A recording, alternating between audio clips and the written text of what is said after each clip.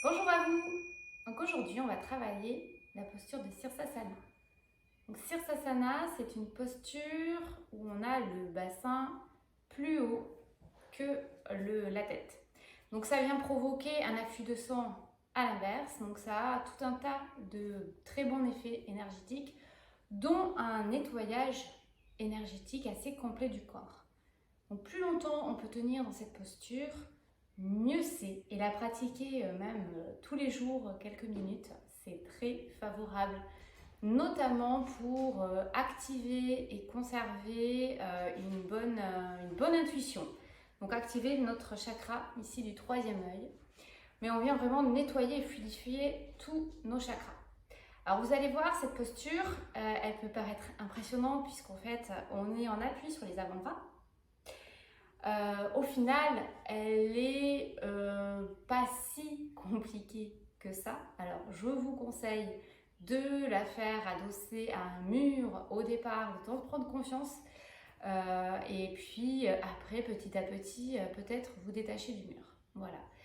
Donc après, ce que je voulais dire dans cet alignement énergétique du corps, c'est que vous vous retrouvez finalement à l'envers, en appui sur les avant-bras, mais l'alignement du corps est exactement le même que lorsque vous êtes en posture debout. Donc c'est ça aussi qui fait que le maintien, qui va conditionner le maintien de votre posture. C'est de vraiment avoir une rectitude de tout le corps. Donc pour ça, travailler l'axe abdominal et placer notre bassin en rétroversion, ça va particulièrement nous aider. Voilà. Alors pour commencer, je vais déjà vous montrer quelle posture préparatoire on peut faire pour amener cette posture de Sirsasana. Alors, on va se placer en Adho Mukha Svanasana. Vous l'avez vu dans une de mes précédentes vidéos où vous pourrez aller voir. Donc Adho Mukha Svanasana, c'est le chien tête en bas. Donc c'est une très bonne posture préparatoire. Pourquoi? Puisqu'elle vous déjà indique comment bien aligner votre dos. Donc même si votre dos, là, on fait un triangle dans le chien tête en bas, vous avez quand même cette rectitude du dos. Après, le deuxième point, il y a l'ouverture du haut des bras. On a les bras ouverts vers l'extérieur. Ça va nous servir aussi dans la posture de Sirsasana. Alors, on va le faire ensemble.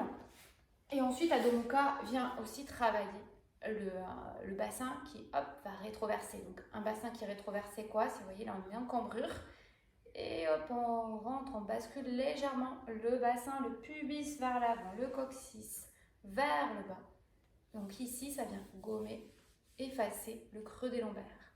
Donc bien entendu, c'est ce qui va aussi vous maintenir dans la posture Sirsasana, parce que sinon, hop, vous pouvez basculer vers l'arrière. Donc le bon placement de Adho Mukha Svanasana, vous mettez les fesses sur les talons et vous venez faire glisser les bras vers l'avant, les mains vers l'avant, les index parallèles au bord du tapis. Et ici, on va crocheter nos orteils. Alors, je l'avais déjà montré dans une précédente posture, comme si vous aviez ici de glisser dans le pli de laine une couverture. Il faut que le bas-ventre reste légèrement en contact avec le haut des cuisses pour ne pas défaire complètement notre posture. Donc après, on monte et on pousse bien dans les mains jusqu'à élever le bassin en direction du ciel. Là, vous pouvez placer donc la légère rétroversion, pubis vers l'avant. Donc déjà, naturellement, en fait, on y est. Et on pousse bien dans les mains. Vous sentez ici l'ouverture du haut des bras et le dos bien droit. Donc on n'a pas forcément les genoux, on peut avoir les genoux pliés, les talons vont en direction du sol, mais on ne cherche pas à tendre les jambes parce que si on tend trop, en fait, et qu'on n'a pas forcément la souplesse pour, vous voyez, je le fais, en fait, j'ai pas forcément le dos assez droit ici. Donc plier les genoux, c'est un peu notre sécurité, notre façon de bien comprendre et bien aligner le dos tout entier. Allez, je reste ici pour quelques respirations préparatoires avant la posture. J'inspire, je peux expirer par la bouche. À nouveau, une grande inspire Expire par la bouche. Et une dernière, inspire. Et j'expire, je vais replacer mes genoux sur mon tapis, les bras loin vers l'avant pour bien étirer mon dos. Et je vais remonter. Donc maintenant, on va préparer notre posture. Alors, première chose, on va venir attraper nos coudes opposés. Voilà, ça va créer, vous voyez, un espace. C'est l'espace qu'il va nous falloir pour faire la posture Sirsasana. Donc une fois que vous avez cet espace, vous allez placer vos coudes au sol.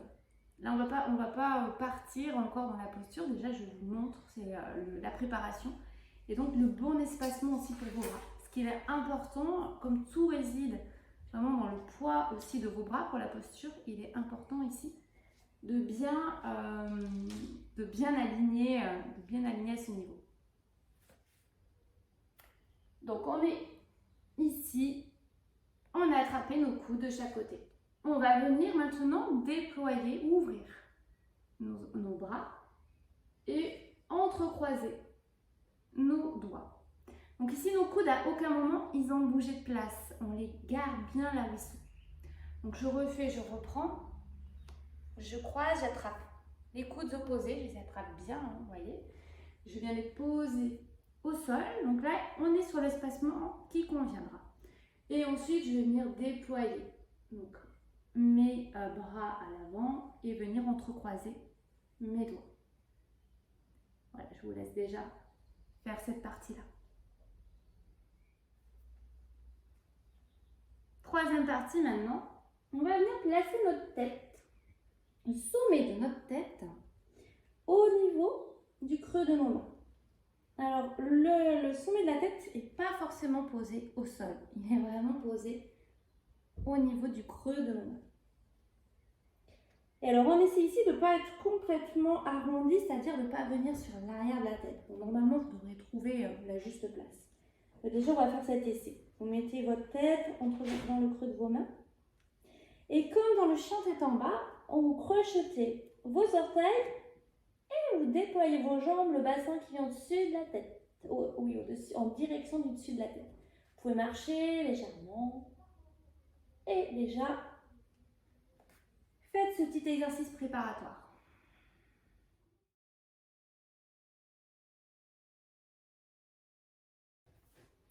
Bon, et puis comme on a tous nos peurs, me voilà maintenant dans une autre pièce pour avoir un mur au dos. Parce que même si j'ai pas besoin du mur pour faire la posture, j'ai trop peur justement de basculer en arrière. Donc voilà, ça c'est un petit challenge que je devrais mettre, mais voilà, dans la vie j'ai peur du vide. Et bah, c'est tout à fait ça, cette bascule éventuelle en arrière me terrorise, là pour le coup. Donc voilà, je me monte contre un mur. Bien entendu, je ne vais pas me caler contre le mur, mais j'ai mon petit support, je suis contente. Donc je vous invite à faire la même chose. Donc on se met à distance du mur, parce que comme ça, éventuellement, si vous basculez, vous avez vos pieds qui vont se mettre sur le mur, donc c'est ok.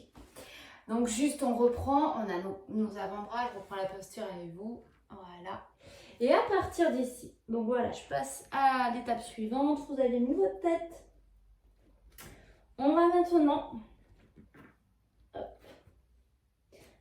Donc on déploie nos jambes, le bassin au-dessus de la tête. Et puis lentement, à force de marcher, vous allez voir que naturellement, vous allez pouvoir lever une jambe puis l'autre.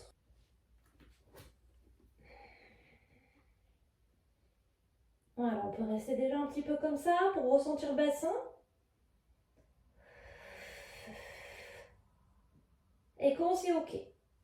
Alors, soit on descend, soit on déploie une jambe. Et lentement, on fait l'autre. Et on reste. On pousse sur les avant-bras. Le sommet de la tête doit finalement toucher, mais ne pas être la zone de repoussement.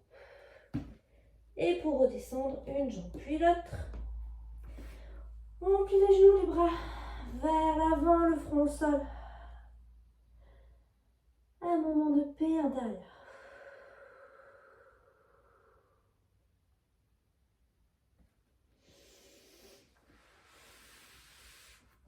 Alors personnellement, moi c'est une posture qu'une fois que je l'ai fait, j'ai envie en général de la reproduire.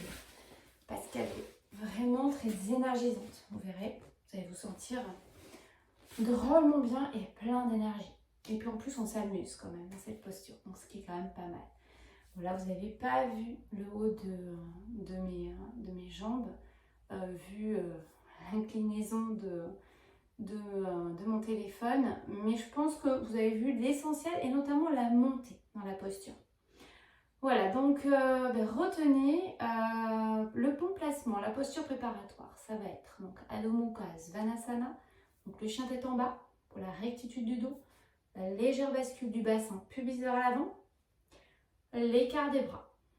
Donc on attrape les coudes, on les déploie comme un triangle, on vient croiser les doigts et là on va venir placer le sommet de la tête à ce niveau une fois au sol.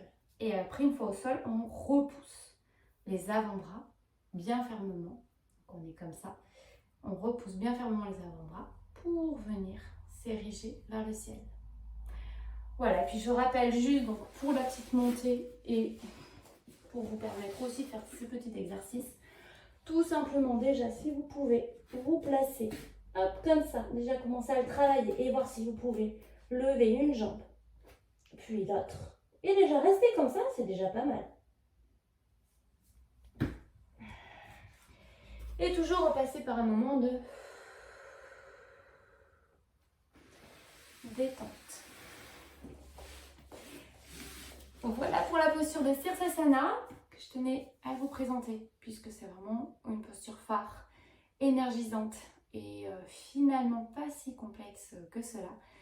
J'espère qu'en tout cas, ce petit tuto, ces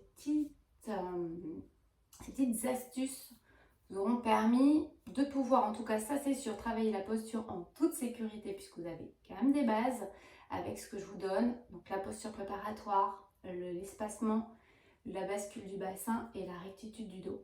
Et après, vous le faites contre un mur pour une parfaite sécurité. Voilà. Je vous souhaite une bonne journée. N'hésitez pas à liker, à aller voir mes autres vidéos, podcasts, méditation et posture. Et à vous abonner si vous souhaitez. À bientôt. Au revoir.